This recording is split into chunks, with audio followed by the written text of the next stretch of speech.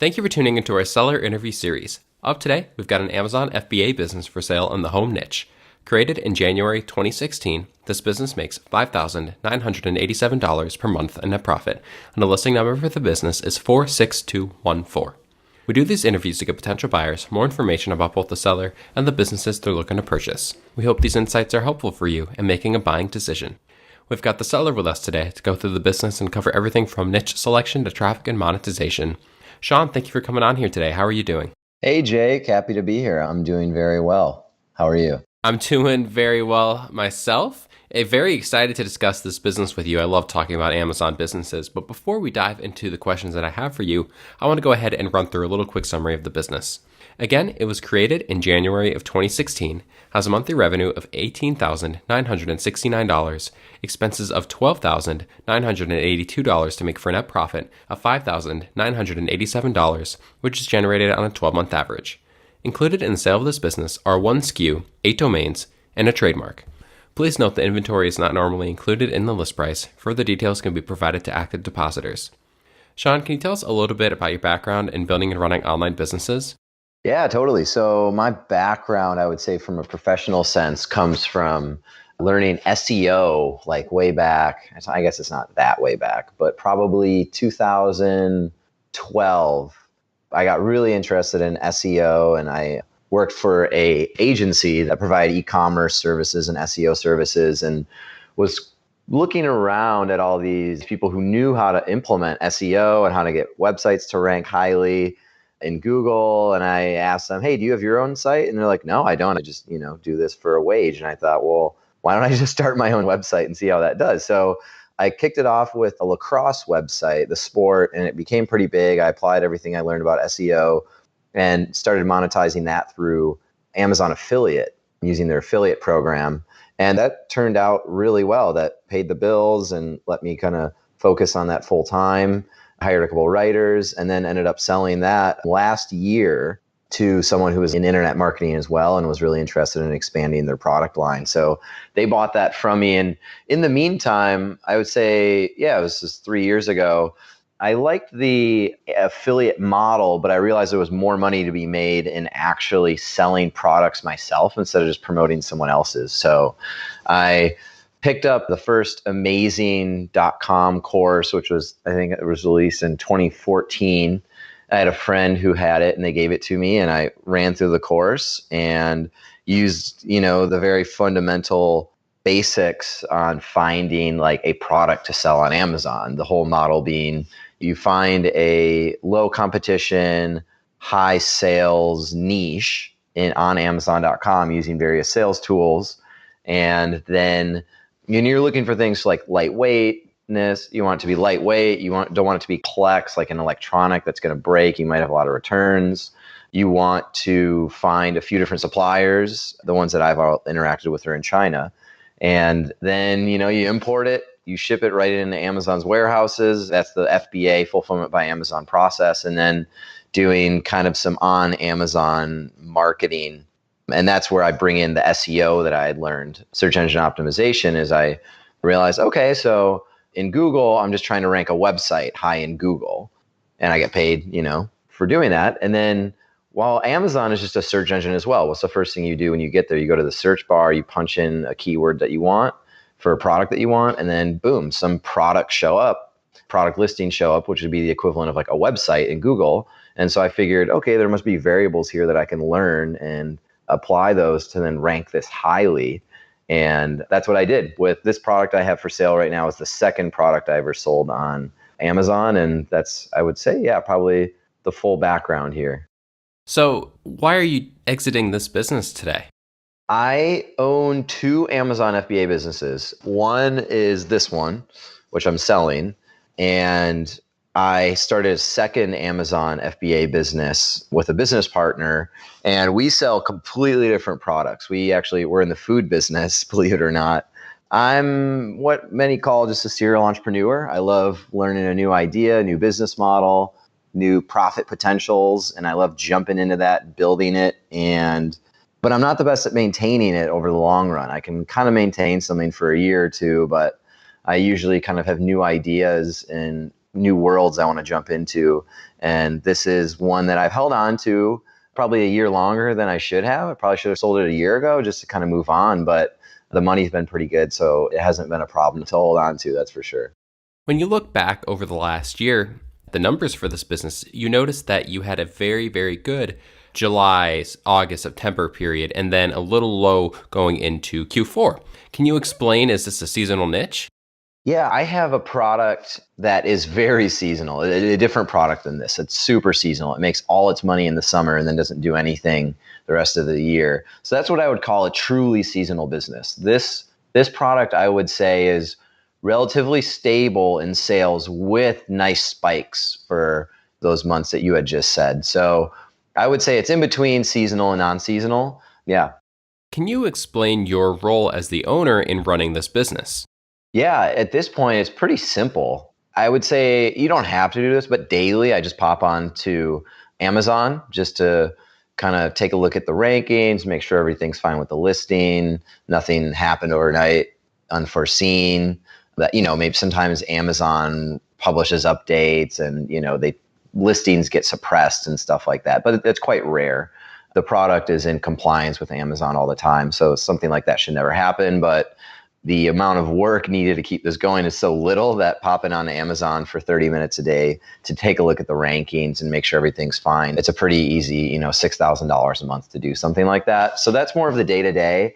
I'll also take a peek at competitors, just kind of see what's going on, if they're pricing differently. The primary thing is making sure that the product retains its bestseller tag. This product's had the bestseller tag in the category for 2 years. I've had the product for 3, and I got the bestseller tag a couple of years ago.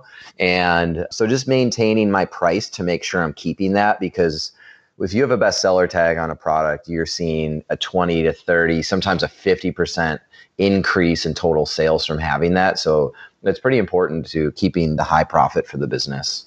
The rest of the time that I spend on this business, I would say every 1-2 months, I'm interacting with the supplier I have just to plan out the next order, which again, planning out, it's all pretty set and done. I place 2 to 3 orders a year, import it from China, and it's pretty set forget from that point of view, but I just need to jump in every couple months to interact with the supplier, link them up with my freight forwarder, and kind of oversee the shipment a little bit. When I say oversee, it's just to make sure that it's getting from port, a port in Ningbo to a port in Long Beach, California, and then getting that product over to Amazon's warehouses. So there's kind of that daily, weekly kind of peeking at things, making sure it's fine. And then every, a few times a year, every few months, every couple of months, interacting with the supplier and my freight forwarder to get the product restocked. So you've very clearly been very successful selling this one SKU. Have you thought about adding more SKUs, or is there not room in the niche for it? Yeah, that's a great question. It's something I get from all my business colleagues, friends are like, well, yeah, why don't you just, launch some more products just like this? And the reason I didn't do it might sound silly, is that it's not really that new to me. I want to jump into new products and new industries and do new things. And so the fact that I haven't done it isn't because there is an opportunity. It's because there actually was opportunity. I just didn't want to do it. So I've actually, although I do love product research, so I've done a lot of product research around this niche and discovered 3 or 4 products that I've already kind of pre-vetted, done competitive analysis, profit margin analysis, as well as, luckily enough, my current supplier for this product makes these ones I've found. So you only have to work with the same exact supplier who I've had the relationship with for over 3 years, and they've always delivered each and every order. So there's definitely, I'd say, 3 or 4 additional SKUs to launch with this product under the same exact brand with the same supplier. So for someone who maybe hasn't done Amazon FBA yet, it should be a pretty straightforward, low risk path to expanding the product line and expanding profit. Let's see, there's one more thing I wanted to say about that. This is something that is, I think, an important component to the additional products I've found for this niche, is you can launch them as variations on the existing listing.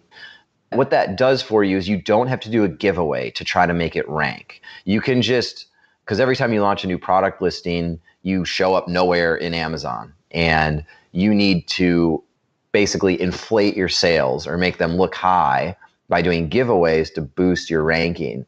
That requires money. It requires a certain kind of expertise and special sauce. It's something you can definitely learn and I can teach you.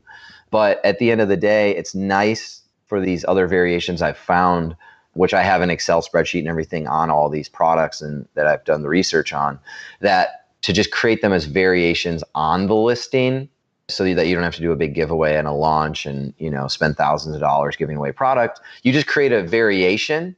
And, let's say in theory, you're selling 1,000 units a month of the current ASIN. You launch this second ASIN as a variation on the listing. That'll maybe sell 200 to 300 units a month. And then you launch a second ASIN or a third ASIN, and then that one will sell 200 to 300 units a month. So there, if you get another 2 ASINs up, you're, almost doubled your revenue and profit. Aside from adding new SKUs or ASINs, what are the other opportunities for growth that you would take advantage of if you were to keep this? Yeah, so if I really wanted to spend a few years on this business and grow it, a couple of things I think would be huge is Amazon continues to expand into more and more and more countries.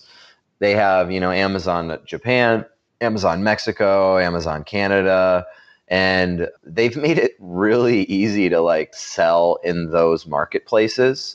I haven't looked at it lately, but in some cases they'll just copy the entire listing that I've created into, say, Amazon.mx, Amazon Mexico website. And then they'll even ship the inventory, move the inventory around for me and ship it. So I would say, other than expanding the product line, I would take a look at the different Amazon marketplaces. And Amazon even has a representative that you can talk to about this and start selling this product in other marketplaces, because it's basically the exact same Amazon FBA process, but instead of selling Amazon US, you're just selling Amazon Canada or Amazon England or whatever. So I think that's definitely a route to go if you want to keep everything online and on Amazon. I know too, Walmart, for example, I think they've contended with Amazon decently well. I mean, Amazon's market share is insane, but Walmart just added next day shipping for their products. So you could maybe vet out 1 or 2 other e-commerce platforms and start selling the product on those. And then lastly this is a certain product that there are thousands of small stock, thousands of small retailers, like craft, DIY, craft, home goods retailers that I actually have a massive list of. And so I would potentially consider opening up a wholesale account, maybe on your website, on the website of this product, and maybe doing a little direct response sales and marketing, giving these people a call, giving them emails to see if they want to buy, 10, 20, 30, 50 units at a time. And so they're a lot smaller accounts, but I bet in numbers, if you were able to sign a few hundred and you had consistent sales with wholesale orders with these people and these retailers, then that would be another opportunity if you were someone who, really liked or maybe wanted to diversify off Amazon and also maybe had a little bit of a skill set around sales and marketing and, working with distributors and that kind of thing. You also have some domains purchased for this business, correct? Yeah, definitely. The domains, I have the main brand, so that I have that in a .com. That's a pretty small website. I did put a few pages up there, and if you look up the brand for this product, you do see it. It shows up number 1 in Google. And then the other domains I bought, the keywords that basically what this product is. So I think there's seven of those, just random ones that when I was getting into this niche, I just, I love going to GoDaddy right away and just kind of seeing what's available whenever I'm exploring a niche. And I bought these up. So they're pretty good URLs. A couple of them are just the .net and the .org of the brand, just to make sure no one else was going to buy that. And then some of the other ones are .coms that are actually, they're literally the main keyword for this product. So I have, the main keyword .com for this product. So yeah, those are included in the sale as well. Do you feel like there are any potential risks associated with this business that a new owner should be aware of? Yeah, I think that the thing about this product and this business is you really are at the mercy of Amazon to a certain degree. If you're someone who can be more compliant in general and kind of understand Amazon's terms of service and what they're doing to change and grow as a marketplace, you're going to be able to enjoy the growth that Amazon does. If you're not paying attention, then certain marketplace-wide changes are going to happen. And if you're not on top of it, then, your product ranking might drop. It might be a chance for other competitors to come in. So I think that just operating in the Amazon FBA world in and of itself is a little bit of a risk because it's so unknown. It's to some degree less regulated, but Amazon has put some procedures in place for sellers to feel more comfortable selling. There's Brand Registry 2.0. They actually just launched another platform if you have a trademark that you get even more brand protection from counterfeiters and stuff. So some of the risks that were posed for a business like this a couple of years ago, even this last year, Amazon's been filling in those holes and making sure if you do have a legitimate product and a great brand that you can preserve that on their platform. To then touch on within Amazon, some of the potential risks is, I would say, just the ever increasing competition is something that you're going to see in any product niche, following product life cycle, that there's just going to be more and more competitors that come in. So keeping an eye on those and adjusting your product offering and adjusting your pricing appropriately are two things that, the next owner of this business is going to have to do. And I would say, going back to growth opportunities, not only is launching new products a growth opportunity, it's very much, I would say, it is also preventative and it's protective of the money and the profits that it's currently making. If someone were to come to you and say, "Hey, Shaun, you've been successful with Amazon and online business in general. What advice would you have for me as I'm looking to get started?" What would you tell them?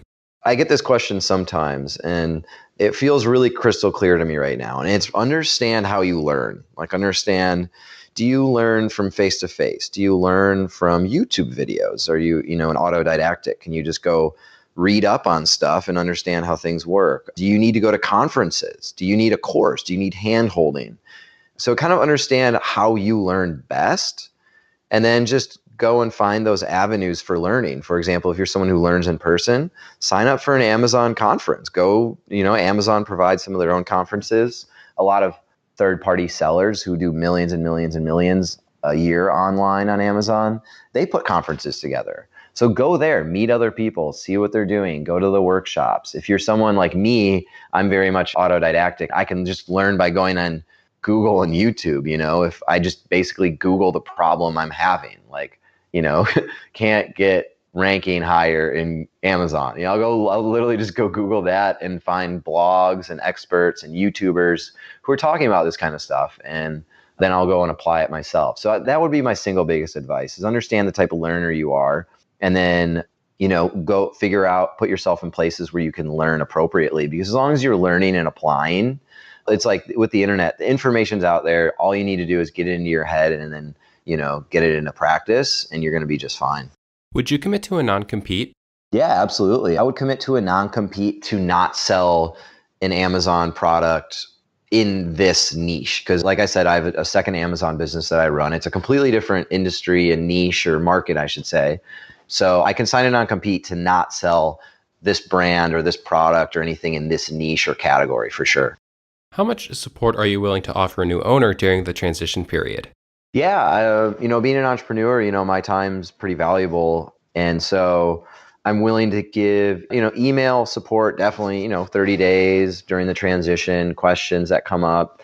And then, quite honestly, if I like you as a seller, like we get along, I really don't mind having phone calls. If you make the sale easy for me, then I'm a very kind person. I authentically want to help. So if we have a pretty good relationship through the sale of this business, I'm going to be very available, for phone calls. You hit me up 6 months from now and have a problem, I'd be happy to have a quick Skype call or answer your email or something like that. So I would say 30 days during the transition and getting you up to speed. And then, if things come up in the future, that's totally fine. I'm not going to be away from my computer for long. Are you open to negotiating on something like an earnout? For this business, I'd like to sell it straight up, no earnout, cash up front. Yeah. So yeah, I'd like to sell it all up front, no earnout. Awesome. Shaun, thank you very much for taking the time with me today. Before I let you go, my final question. If you're looking at this business from the perspective of a potential buyer, why would you feel like it is an asset worth buying? I've touched on a couple of those things in the interview so far. I feel like a really key one is that this product has the bestseller tag and has had it for a couple of years now. It has the most reviews of any product in this niche. So it has the most number of reviews. It's ranked number 1 and number 2 for the most wished for and the gift ideas category for its niche. It's got hundreds of page 1 Amazon rankings. It's got lots of page 1 rankings in Google. If you were to go Google the keywords for this product, the Amazon listing itself ranks number 1 or number 2 for a lot of those. I've got a registered trademark, Amazon brand registry. I just made a couple of updates to the product. I have a lower product cost that I was able to negotiate with the supplier. I reduced the product packaging to reduce the cost and shipping as well. And I moved from air freight to sea freight ongoing. So the freight costs are going to be lower. And then too, if there are actually some online publications, not anything really big, but just review sites that this product was featured on. And that helps with, Google Juice, Amazon Juice, and just kind of total exposure. So I would recommend this to someone who maybe hasn't been in Amazon FBA yet and maybe even tried to launch a product, and it didn't go well, or they just know they don't want to try to launch a product and they have the money and they want to buy something and expand it. I would definitely recommend this product for someone like them. Yeah, and the reality is that you have these peak months last year, as we touched on earlier, but the rest of the year is very consistent, very smooth, no issues. So, it really seems like a solid product and a solid business. Shaun, thank you for taking the time with me today. I really appreciate it. Absolutely. Thanks for your time, Jake. If you're watching this on YouTube, subscribe to our channel. And if you want more information, the link will be below the video that will take you to this marketplace listing. If you are watching this on the listing page or want more information, become a depositor today. When you make the deposit, one of our business advisors will be in contact with you, and you'll be given everything you need to review this business. Have a great day.